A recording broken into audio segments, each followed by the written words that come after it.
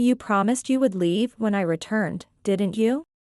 The month is almost over, let's handle the last task, hand over the divorce papers. Next to my ex-husband stood a woman and a child. The woman was holding hands with a child of about preschool age. Let me introduce you, this is my new wife Michelle. Michelle was still young and quite flashy. As I said earlier, we are strangers now, you no longer have the right to be in this house. My ex-husband said this and then suddenly flashed an unpleasant smirk. Sign the divorce papers, and your son and you get out of the house. His gaze looked down upon my son Ted and me, gleaming with triumph. He believed everything was going according to his plan. So, when he learned the truth, he collapsed on the spot. How could you do this, thinking you were just a homemaker who knew nothing? As he muttered, Ted said in disbelief. What? Dad, you know nothing? When Ted showed him a book, he became half frantic. My name is Ashley Manning. I am 42 years old. A part-time homemaker.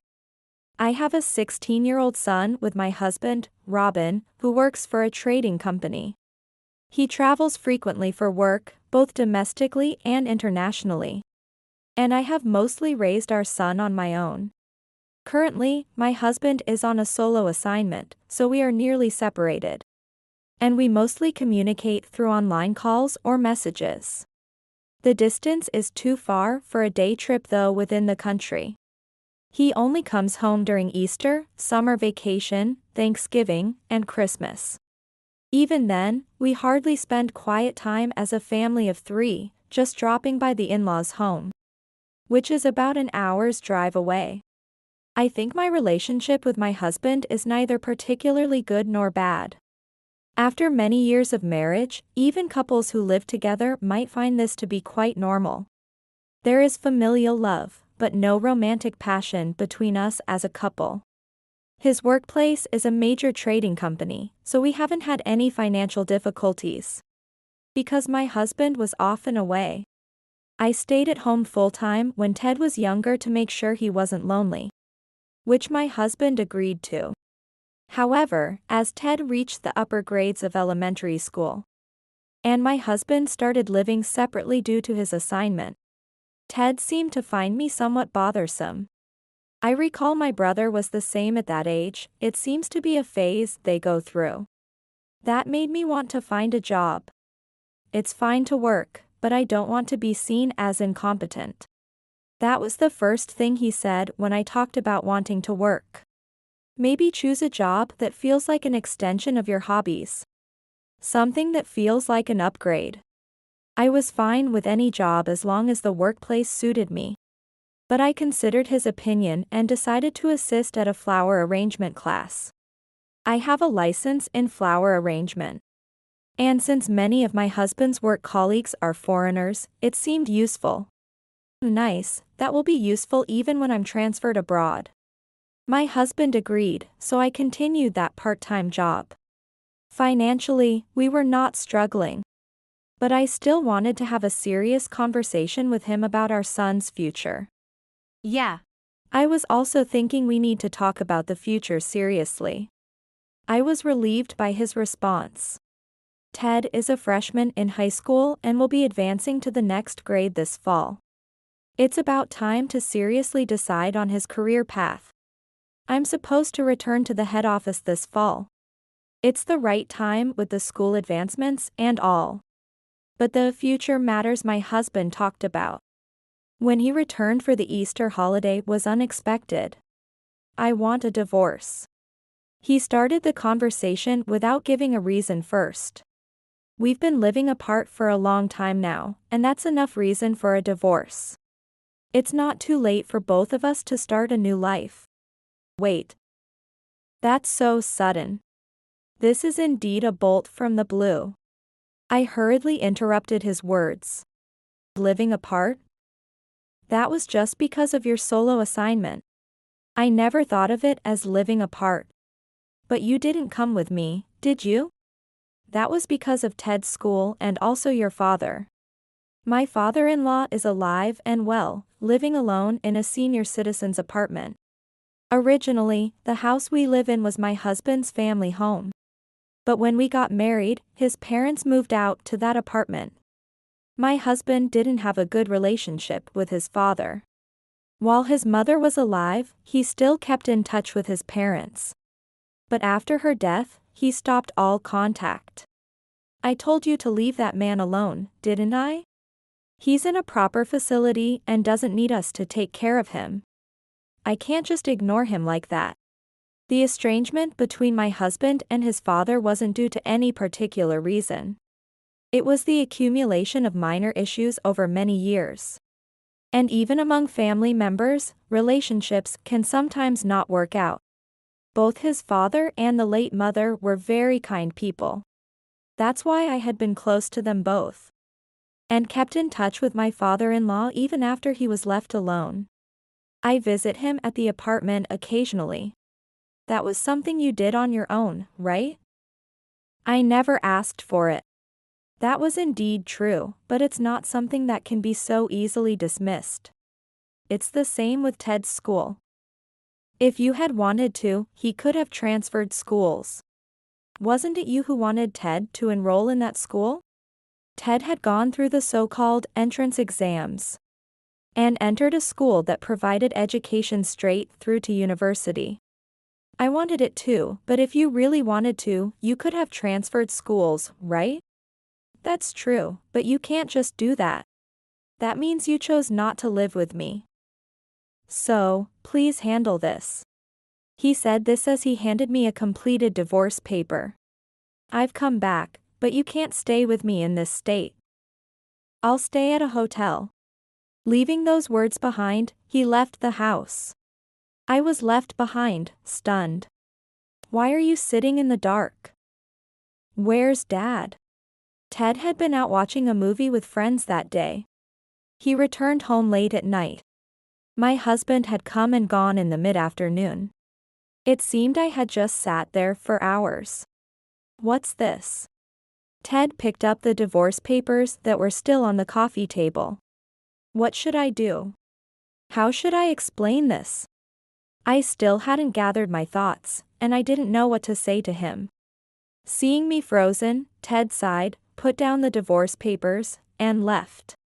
Oh, I would be abandoned by not only my husband but also my son. As I sat there stunned, Ted came back quickly. Eat something. If you're hungry, you can't think straight.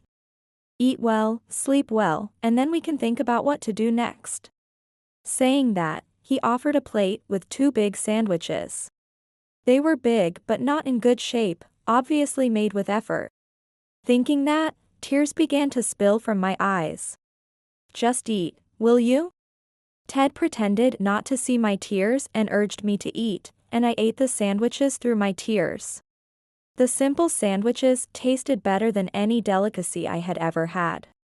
After returning to his assignment, my husband sent several messages. They went something like this. I want to get divorced by next fall. I'll properly pay child support for Ted until he is an adult. Adulthood starts at 18 now, but since he will turn 18 while in high school, I'll take care of him until he graduates. The message was a list of words as if he was doing me a favor by paying. Ted isn't just my child, but our child. How can he so arrogantly speak of his minimum obligations? I will be back from my assignment this fall and will live in that house. Make sure you are prepared to move out by then. 6 months should be enough time to find a suitable place. I'm generous enough to pay for the moving expenses. If I need to move from the house I had lived in for many years, I will surely make him pay. However, I can't see why I need to leave. Why must I leave this house? The reason for the divorce is that the marriage has naturally broken down. So I think I don't need to pay any money to you. But I recognize your long-term dedication as a homemaker. And I am willing to pay some support money. Of course, I won't ask for any money from you. I see no reason why I should pay him. I wasn't just living for fun. We were living apart, but when my husband couldn't come back, I would visit him with Ted at his assignment, and we interacted like a normal family. I cannot accept natural breakdown as a reason. If you say you can't make a living with your current job, I'm willing to help you find a job. But in that case, you'll need to leave this town. I assume you wouldn't enjoy running into me either. My current job as a flower arrangement assistant isn't enough to make a living. But being told to leave this town and find a job elsewhere is something I cannot accept. Why must I do such a thing? I'll give you custody of Ted. He would be more comfortable with you since you've been together for so long. Plus, he's nearing adulthood and shouldn't rely on his parents forever. If Ted needs me, I'm willing to help with some matters, but I won't demand any visits. If we do get divorced, I surely intend to take custody of Ted. But reading this, it seems like my husband is even trying to abandon his son. How can he be so devoid of emotion? How hurt Ted would be if he knew all this. I sighed after reading everything, finding none of the reasons acceptable. What an unreasonable argument. I was shocked and desperate when I was told about the divorce. But I have started to think I am better off without such a selfish person. I went to his place of assignment to talk. It was during work hours, but I have a key to his apartment. As I entered, the room was as neat as usual. It was as if no one lived there. He's always been meticulous, but it really looked like a show apartment. As I waited in the room, my husband came home in the evening. "You were here? If you were coming, you should have called," he said grumpily. "Did you bring the signed divorce papers today? I'm done with it, you could just file them yourself." Without even looking at me, he took off his suit jacket and tie. He meticulously hung each item on hangers, smoothing out the wrinkles. He was always like this. I remembered the times we lived together. Everything was so proper, without any flaws. "What, you thought there might be a woman here? Sorry to disappoint." There was indeed no such indication. "What about dinner?" "I've already eaten, as usual. It's been a while since I enjoyed a homemade meal at home," he said sarcastically, then took a cold beer from the fridge, sat at the table, and started drinking. "You understand now why I said I wanted a divorce. I'm tired of living like this for years." "Then you should have just said you wanted me to come. Ted is there, and even though you say it's just a part-time job, you've started working and have a rhythm to your life. I can't just ask you to drop everything and come." He said this and took another sip of his beer. Living like this, I suddenly thought one day. Maybe it's okay not to have a family. It seems he is insisting that the separation due to his solo assignment is the cause of the divorce. Then could you at least wait until Ted graduates from high school? It's only 2 more years, no, just 1.5 years left. No, I want a divorce by next fall. What happens next fall? My husband reacted slightly to these unexpected words. "I told you, I'm supposed to return to the head office. I thought it was a good opportunity. Can't we live as a family for just that much longer, at least for the last year?" "No, it has to be by next fall." The discussion was at a deadlock, and he insisted on having the divorce by next fall no matter what. Unable to do anything, I left his room, stayed at a hotel that night, and decided to go home the next day.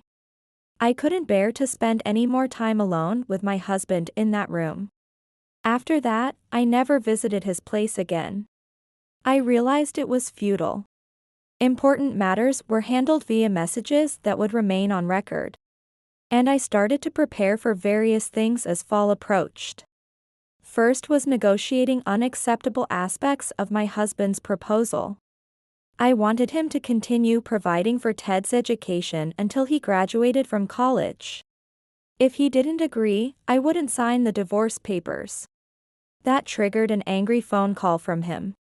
I said until he's 18. If you don't like that, I won't pay any child support after the divorce. That's impossible because we are still married until I submit the divorce papers. Besides, you have a duty to pay child support until Ted becomes an adult. After several exchanges on this issue, he finally gave in. Fine, I'll pay for his tuition until he graduates from college, but only for 4 years. If he fails and has to repeat a year, I won't pay for anything beyond that. Understood, I appreciate it for the 4 years. Please make that into a notarized document. Are you saying you don't trust me? Of course, that's a given. I can't trust a man who suddenly pushes for a divorce for such reasons. I never know when he might change his mind. If you won't listen, we'll go to mediation, and if that doesn't work, to court. That made him agree to put it in a notarized document. But I won't pay any other money for the divorce. Yes, that's fine. Of course, I won't pay any either. Good, then hurry up and submit the divorce papers. Each time he said it, I challenged him with aspects of the divorce terms I couldn't accept. About the division of property that needs to be properly handled too. I've been supporting you, who doesn't work. Do you still plan to take more? I wasn't being supported. I was raising your child. If you're going to call me an unemployed parasite, we'll start with mediation and go to court if necessary. After saying this, although reluctantly, he agreed to the property division. And of course, that was put into a notarized document too. He was a high earner, so it was a significant amount. You've taken enough now, just submit the divorce papers already. Oh, it's okay, to wait until next fall, right?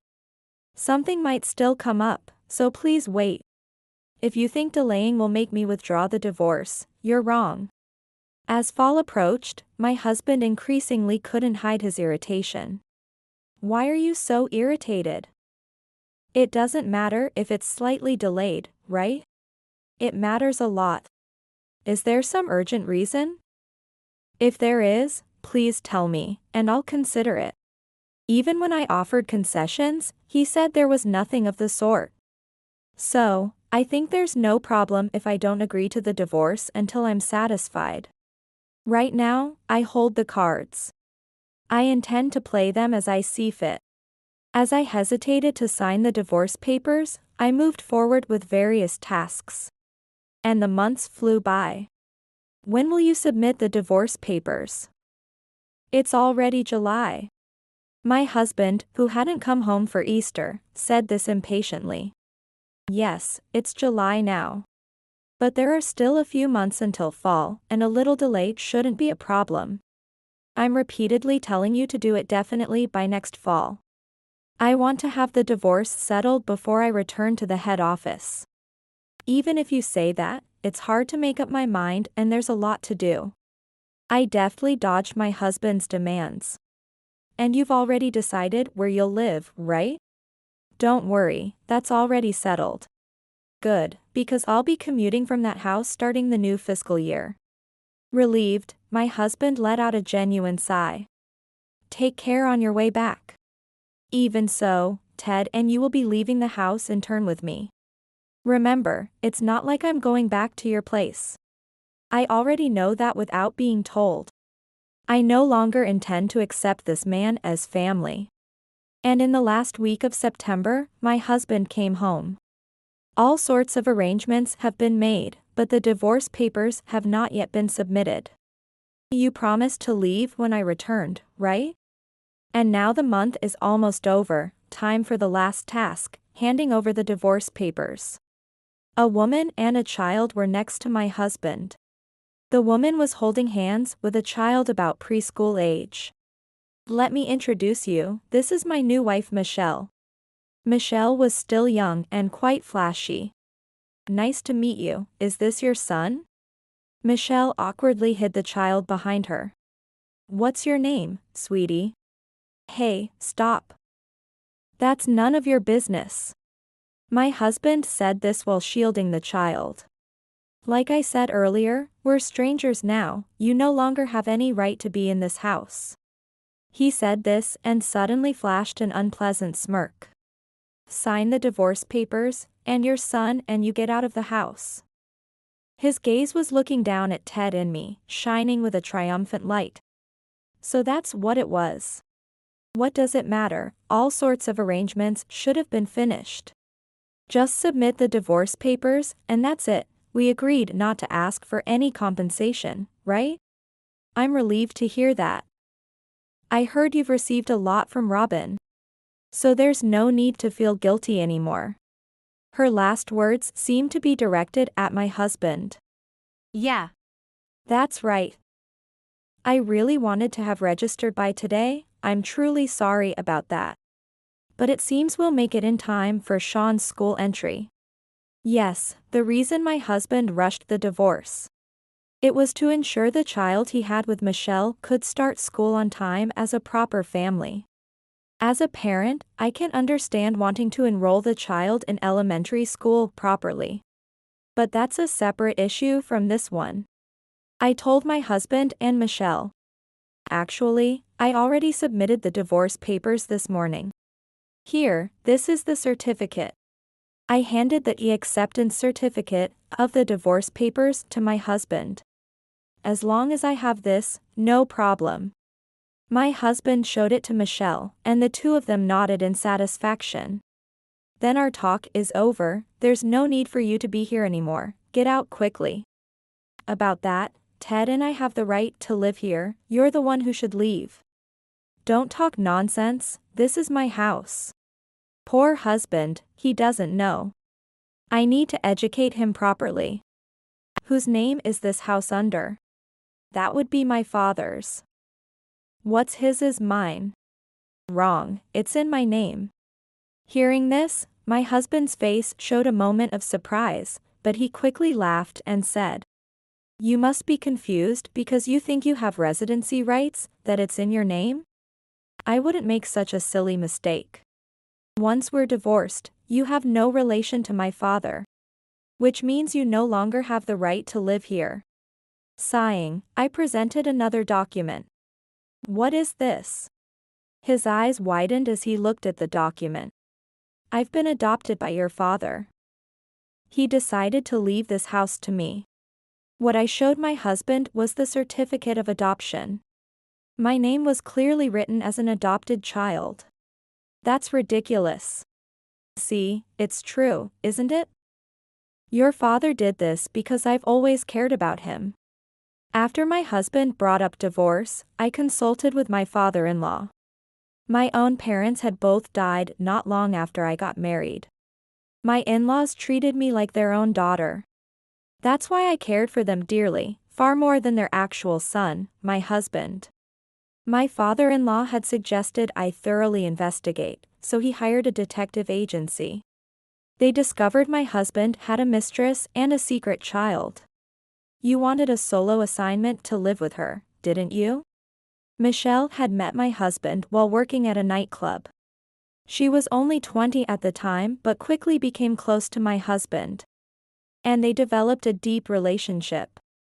Then she became pregnant. My husband decided to lead a double life to live with Michelle and their child. I visited your solo assignment location several times.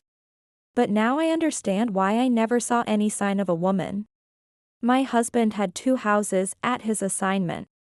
One home was for living with them, your sweet home. The other was a camouflage to deceive us, so we wouldn't realize there was a woman. After my husband was assigned alone, I visited several times with Ted. I always admired how clean you kept it. But of course, you weren't really living there. My husband had even installed cameras in that house. And he received notifications whenever someone entered the room. When your father found out how deceitful that was, he was furious and decided he would leave nothing to you. And everything would go to Ted instead, and offered me to be adopted. This can't be. My husband probably believed everything was going according to his plans. But he collapsed on the spot when he learned the truth. Do you understand disinheritance? Your father is processing that. What is that? Simply put, It means excluding you as an heir from your father's inheritance. If the process is completed, you will officially no longer be an heir. And the inheritance will pass by representation to Ted. There's a way to exclude an heir if the person leaving the property decides, for some reason, that they shouldn't inherit. In this case, my father-in-law decided to do so because of the almost estranged relationship with his son and the appalling way he treated his family.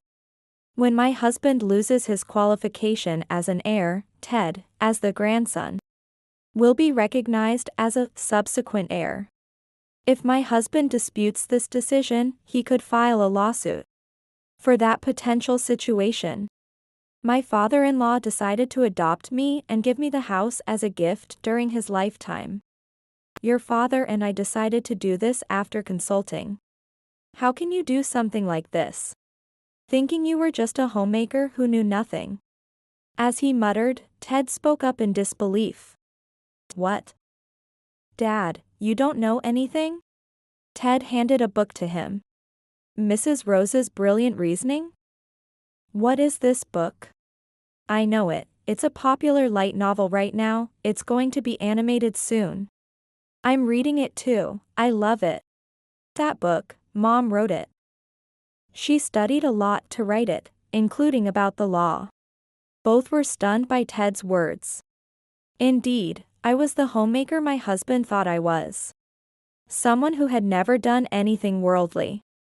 But I loved writing and had been secretly posting novels online without my husband knowing. And using the flower arrangement class I attended part-time as a setting. I wrote a series where Mrs. Rose, the assistant and homemaker, solved difficult cases one after another, which became a big hit. I haven't heard such a story.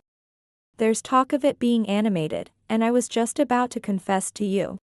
But then you brought up divorce first. What a pity. Then the royalties from that book are marital property. Right? How much will you make from the adaptation of cartoons? We need to properly divide that wealth too, right? Unfortunately, I have already submitted the divorce papers. Royalties and income from the adaptation of cartoons are no longer any of your concern. Hearing this, my husband yelled out loud, repeating that's a lie over and over. What a foolish man. The moment you realize I have value after years of belittling, deceiving, and trying to drive me out, you come with this? If you have anything to say, talk to my lawyer from now on. Now, please leave immediately. With that, I quickly kicked my husband and Michelle out of the house. I felt sorry for little Sean, but there was nothing I could do for him. My husband repeatedly asked for reconciliation, but there was no way I would accept that.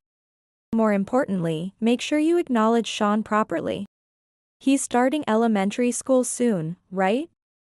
It's cruel to leave it as it is. Later, Michelle also pressed for Sean's acknowledgement, and they officially became a family. It was only right for the sake of the child. After the elementary school entrance ceremony, once their lives had settled, my husband contacted me. You're making a good profit, right? Then cut me some slack on child support, make it like it never happened. Despite such ridiculous requests, I of course rejected them. When I told him that refusal of payment would lead to mediation or court, he quietly agreed to pay. It seems my husband borrowed the money from his company, though he managed to secure a loan from the company, thinking he could keep working at the headquarters and repay it unnoticed. But somehow his actions became known to the company. Moreover, it became clear that his request for a solo assignment was for such purposes. Heaven's vengeance is slow but sure. As the saying goes, the heavens are watching. The higher-ups in the company were furious when they discovered he had used such immoral purposes. As a result, he was demoted and sent to a subsidiary in a rural area. His salary decreased, and now he and his wife are working desperately to repay their debts. But perhaps it was for the best. In a new place. Sean can start as a normal family without anyone knowing he was born under such circumstances. An innocent child shouldn't suffer for his parents' actions.